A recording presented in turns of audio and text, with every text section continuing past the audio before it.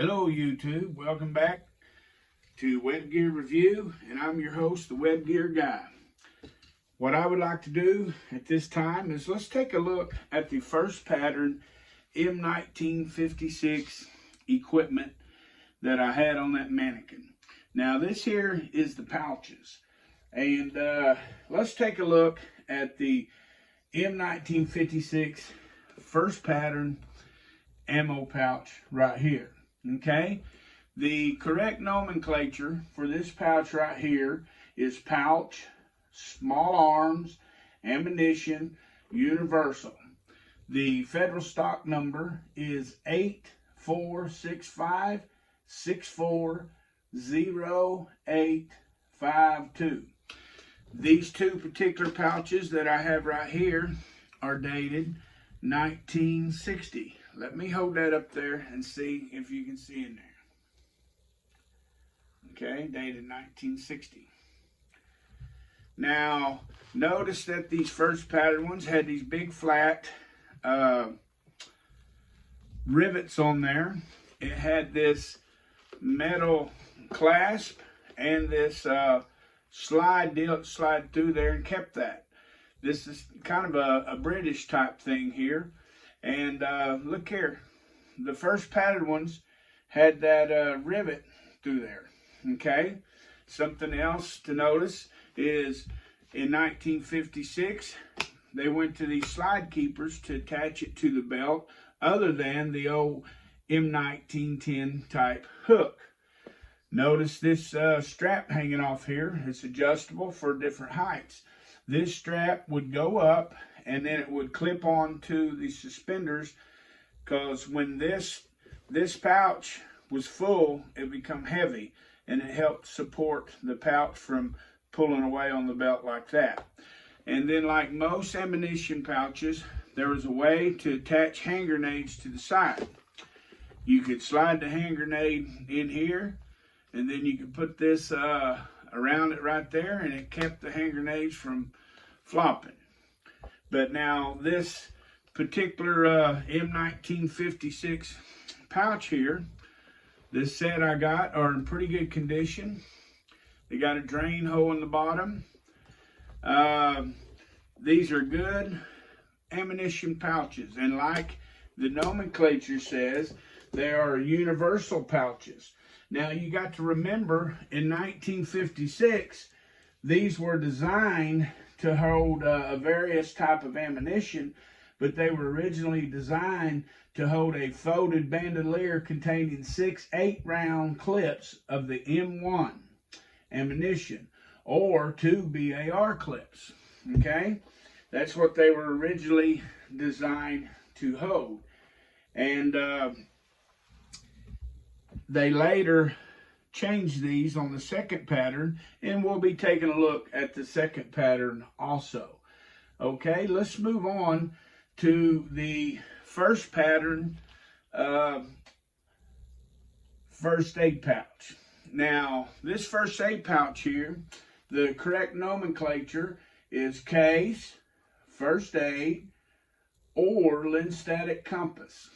The federal stock number of this pouch right here is 8465774927. Now these little this particular one is dated 1959. It's hard to read, but I'll get it up here and see if you can see it. Okay, but anyway, these first patterns, they had a snap. They see how it has the trim right here? The trim stopped right here, and it didn't go all the way down. These did not change much from the first experimental round of the EX54 version of this pouch right here. The EX54 is the experimental equipment where they come up with this 1956 equipment. But it had one slide keeper on the back to attach to the belt. It had a snap right here. Notice, no drain hole. See, the ammunition pouches had a drain hole. This first pattern lens-static compass or first aid pouch did not have a drain hole. Okay, let's move on to the 1 quart canteen cover.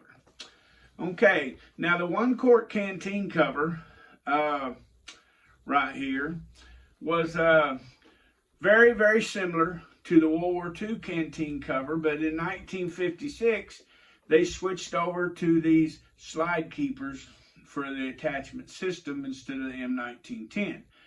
Now, they also did away, they put snaps on here instead of the old lift-to-dock fastener. The World War II ones, and used up through Korea, had the lift-to-dock fasteners. The 56 come out with these. Notice the first pattern of these had this gray wool in them. Now they changed this this canteen cover, the M-1956 canteen cover. There's actually 3 versions. I have a video on those. If you want to look it up, go subscribe to my channel, look through my videos, and one of the first videos I done was on one of these canteen covers. But there's something very interesting here I want to show you. Now, in collecting military stuff, there's controversies about all kinds of stuff. One guy will say this, one guy will say that, one book will say this, one book will say that. But I've seen many people, when there's not a DSA number on there or a plain number printed like this one says September of 1959. They'll say this, there'll be a little number like this with dash E, and they'll say that is the date. See that? They'll say, well, that's a 1960, May 1960. Well, that could be so or could not be. But right here is where these ideals and these differences in arguments began with things like this. This is some type of quartermaster number, and that very well could be a 1960 date or contract or something. I don't really know, to be honest. But I'm telling you that a lot of people claim that is the date. This one plainly says September of 59, and it plainly also says that has that number with the 60. So I'm just showing you that so you'll know where a lot of these arguments and things come from. That I've had people to argue till the cows come home over things like this, and you know, it's just not worth the it's just disagreements. But if this is the number, then it's awful odd that it has 2 different dates on it. You see what I'm saying? So I'm just trying to give you some information. Everybody has to make up their own ideals. Only thing we can do is educate ourselves the best we can on this equipment and gear. And that's really all we can do. So I'm just trying to give you some information, okay? And you can do with it what you want. Let's look at the M-1956 entrenching tool cover, okay? The correct nomenclature for this entrenching tool is the federal stock, or the nomenclature is carrier entrenching tool. The federal stock number is 8465-542-5842. Okay, now this entrenching tool cover that I have here has the 2 slide keepers on the back. It has 1, 2, 3, 4, 5, 6 rivets in it. I have read that they had 8 rivets in it, but this one here plainly has 6. So maybe the very first batch in 56 come out with 8, and they switched to 6 rivets. I really do not know because I don't have one. But I did read that they originally had 8 rivets in them, okay?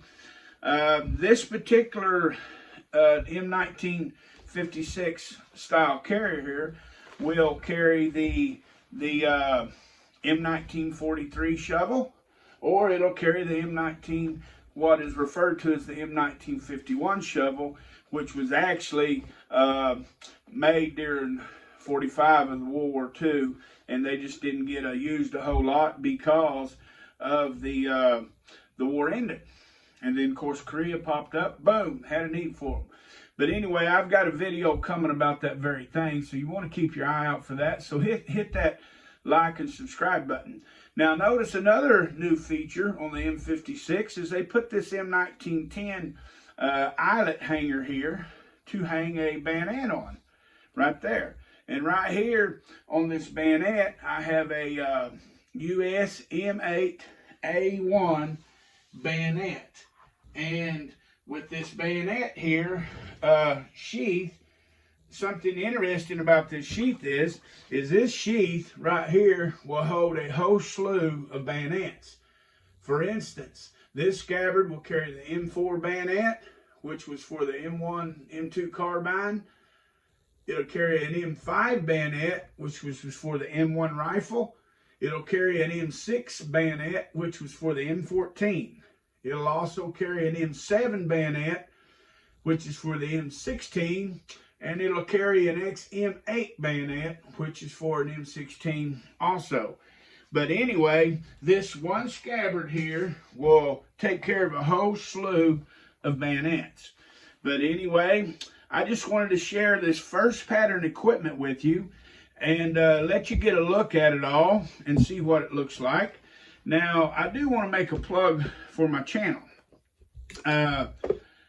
There's a lot that has not subscribed. I would ask that you would subscribe to the channel. It'll help me produce more content and show me that people are interested in this old gear. So hit the like button, share these videos, subscribe, and thank you for watching the Web Gear Review.